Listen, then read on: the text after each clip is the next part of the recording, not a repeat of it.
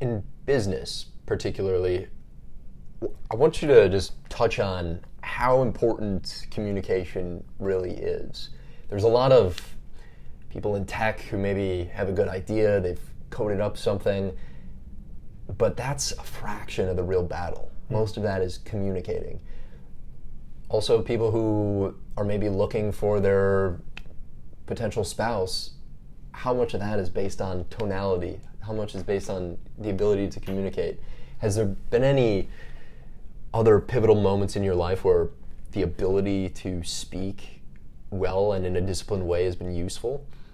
Those are great two great examples. So the leverage in the business side, and again, I believe this goes back to, it's embedded in our lizard brain, back to where we were on the savannah, that when someone stands in front of a group, and the larger the group, the more it raises our esteem. But when they can stand there and appear comfortable and tell a story and make us laugh, they have degrees more credibility in our eyes than we can even sit there and tell ourselves, oh, that's stupid. And still, that person will have, the psych studies show that person will have more credibility in our eyes. And so, whether it's around a boardroom table or in front of a large audience, there is a leverage to business communication, people who can be comfortable. And it really, these days, it's comfortable. 20, 30, 50 years ago, it was oratory and the right posture, and that's not it anymore. Steve Jobs did a great job in changing communication, well, Steve Jobs and others, but being comfortable in front of an audience and being easy that way, that leverages. I saw it in corporations. I worked in corporations for about 10 years. And you get to a certain level and everybody's talented. The thing that typically taps the people that move on up from there is that they have the communication skills to inspire, align, recruit, attract a world-class team. And that's called leadership in that area.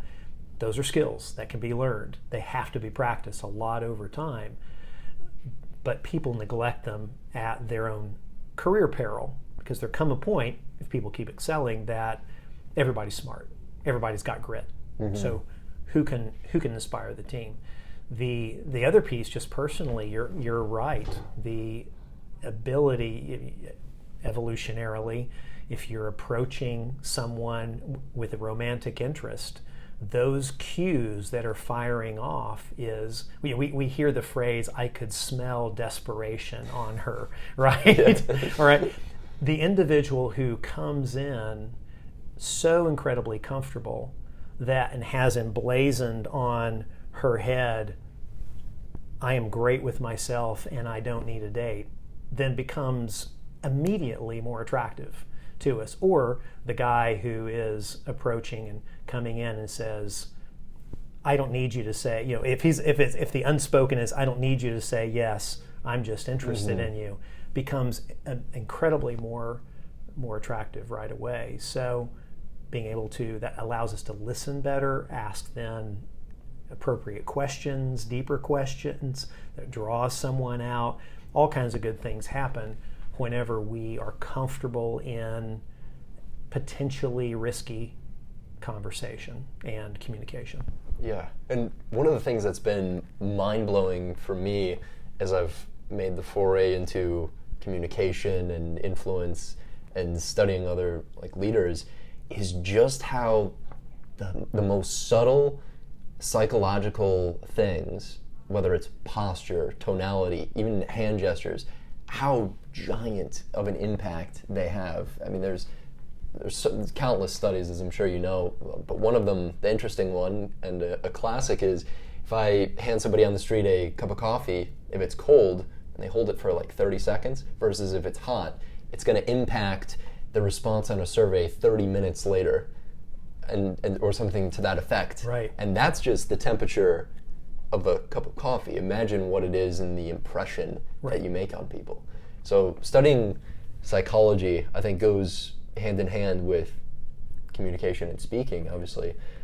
I will tell you, that's why I like mindsets better than techniques, is because techniques are up here. We have to think through if somebody, whether it's a romantic engagement or we get asked a weird question in a pitch or in a business setting, but if we have the mindset, then it just flows. And the nuance change in our face when we hear that, it runs along in continuity with what we're saying. Whereas if we're thinking techniques, then we pull back, our eyes widen a little bit, we think about what we're saying, come through, and we humans pick up on that kind of stuff, just like you were saying. That's exactly right.